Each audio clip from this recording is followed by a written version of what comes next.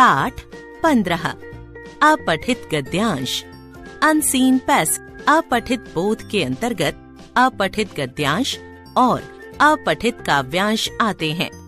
अपठित गद्यांश को पढ़कर उस पर आधारित प्रश्नों के उत्तरों के लिए विकल्पों में से सही विकल्प चुनना होता है। उचित विकल्प चुनने से पूर्व अपठित गद्यांश को अच्छी प्रकार से पढ़कर समझ लेना चाहिए। प्रश्नों के उत्तर अपठित गद्यांश में छिपे रहते हैं। अपठित गद्यांश के प्रश्नों को हल करने के लिए निम्नलिखित बातों पर ध्यान दें। सावधानी पूर्वक गद्यांश को पढ़िए। दिए गए सभी प्रश्नों के उत्तर एक एक कर गद्यांश में ढूंढें। विद्यार्थियों को उत्तर देते समय अपनी ओर से नई जानकारी कदापि नहीं देनी चाहिए। गद्यांश को पढ़ने के बाद शीर्षक दें तथा शीर्षक से अपठित का मूल भाव निश्चित रूप से स्पष्ट होना चाहिए। शीर्षक संक्षिप्त, सार्थक और आकर्षक होना चाहिए। अपठित गद्यांश के उदाहरण। उदाहरण 1। किसी देश की सभ्यता का मापदंड उस देश का व्यापार है। दूसरे देशों से जो हमारी आवश्यकताओं की पूर्ति होती है वह व्यापार के बल पर होती है। व्यापार और वाणिज्य की समृद्धि के लिए व्यापारी को अच्छा आचरण रखना चाहिए, सत्य से प्रेम करना चाहिए।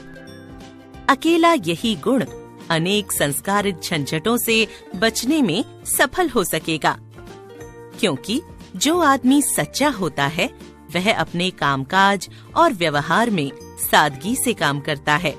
दूसरे देशों पर हमारी निर्भरता अभी बढ़ी हुई है। जब तक यह निर्भरता रहेगी तब तक सच्चे अर्थ में हम स्वतंत्र नहीं हो सकते हैं। हमें अपने देश का उत्पादन बढ़ाकर अन्य देशों की भांति आत्मनिर्भरता प्राप्त करनी होगी, तभी हम सभ्य कहे जा सकते हैं। उपर्युक्त गद्यांश को पढ़कर निम्नलिखित प्रश्नों के सही विकल्प पर सही का चिन्ह लगाइए। 1। इस गद्यांश का उचित शीर्षक है क व्यापार, ख व्यापारी की सफलता का रहस्य, ग व्यवसाय के गुण, घ व्यापारी की निपुणता। 2.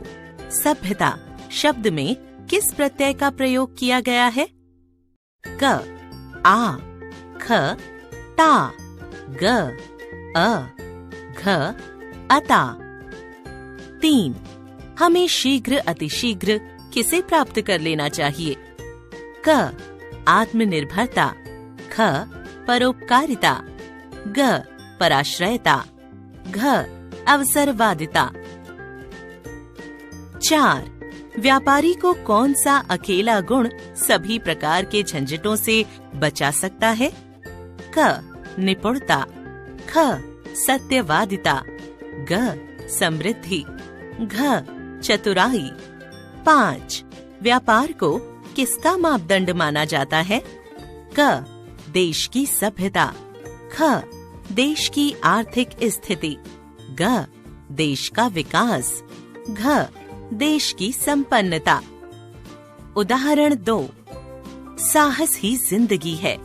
ऐसी जिंदगी की बड़ी पहचान यह है कि यह बिल्कुल निडर होती है। साहसी मनुष्य की पहली पहचान यह है कि वह इस बात की चिंता नहीं करता कि तमाशा देखने वाले लोग उसके बारे में क्या सोच रहे हैं। जनमत की उपेक्षा करके जीने वाला व्यक्ति ही दुनिया की असली ताकत होता है और मनुष्य को प्रकाश भी उसी आदमी से मिलता है।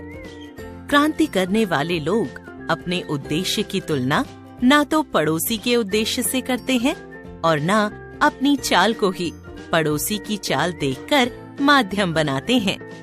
जब लोग त्रस्त हों, पराजित हों या शोकग्रस्त हों, तभी उन्हें हमारी सहानुभूति, सहायता अथवा प्रोत्साहन की आवश्यकता होती है।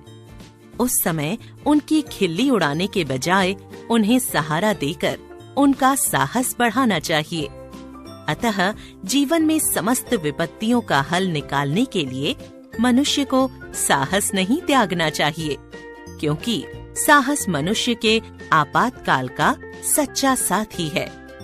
उपर्युक्त गद्यांश को पढ़कर निम्नलिखित प्रश्नों के सही विकल्प पर सही का चिन्ह लगाइए।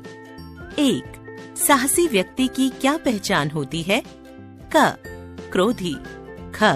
निडर, ग. अहंकारी, घ. हृदयहीन। 2. साहसी व्यक्ति किसकी परवाह नहीं करता? क. परिवार का, ख. समाज का, ग. जनमत का, घ. कानून का। 3. सबसे बड़ी जिंदगी कौन सी है? क. साहस की, ख. निडर की, ग. प्रेम की, घ. कायरता की। 4. कैसा व्यक्ति अपने उद्देश्य की तुलना औरों से नहीं करता? क. डरपोक, ख. क्रांति करने वाला, ग. सरकारी, घ. आलसी। 5. मनुष्य के आपातकाल का साथी है? क. पड़ोस, ख. आलस्य, ग. मित्र, घ. साहस। उदाहरण 3. साहसपूर्ण आनंद की उमंग का नाम उत्साह है। कर्म सौंदर्य के उपासक ही सच्चे उन्मादी कहलाते हैं। जिन कर्मों में किसी प्रकार कष्ट या हानि सहने का साहस अपेक्षित होता है, उन सब के प्रति उत्कंठापूर्ण आनंद उत्साह के अंतर्गत लिया जाता है। कष्ट या हानि के भेद के अनुसार उत्साह के भी भेद हो जाते हैं। साहित्य मीमांसकों ने इसी दृष्टि से युद्धवीर, दानवीर, दयावीर इत्यादि भेद किए हैं। इनमें सबसे प्राचीन और प्रधान युद्धवीरता है, जिसमें आघात, पीड़ा तो क्या मृत्यु तक की परवाह नहीं रहती। इस प्रकार की वीरता का प्रयोजन अत्यंत प्राचीन काल से चलता चला आ रहा है, जिसमें साहस और प्रयत्न दोनों चरम उत्कर्ष पर पहुंचते हैं। केवल कष्ट या पीड़ा सहन करने के साहस में ही उत्साह का स्वरूप स्फुरित नहीं होता, उसके साथ आनंदपूर्ण प्रयत्न या उसकी उत्कंठा का योग होना चाहिए। बिना बेहोश हुए भारी फोड़ा चिराने को तैयार होना साहस कहा जाएगा, पर उत्साह नहीं। इसी प्रकार चुपचाप बिना हाथ पैर हिलाए घोर प्रहार सहने के लिए तैयार रहना साहस, और कठिन से कठिन प्रहार सहकर भी जगह से ना हटना वीरता कही जाएगी। दान वीरता और अर्थ त्याग के साहस में उसके कारण होने वाले कष्ट या कठिनता को सहने की क्षमता अंतर्हित रहती है। दानवीरता तभी कही जाएगी जब दान के कारण दानी को अपने जीवन निर्वाह में किसी प्रकार का कष्ट या कठिनता दिखाई देगी। इस कष्ट या कठिनता की मात्रा या संभावना जितनी अधिक होगी, दानवीरता उतनी ही ऊंची समझी जाएगी। पर इस अर्थ त्याग के साहस के साथ ही जब तक पूर्ण तत्परता और आनंद के चिन्ह न दिखाई पड़ेंगे, तब तक उत्साह का स्वरूप न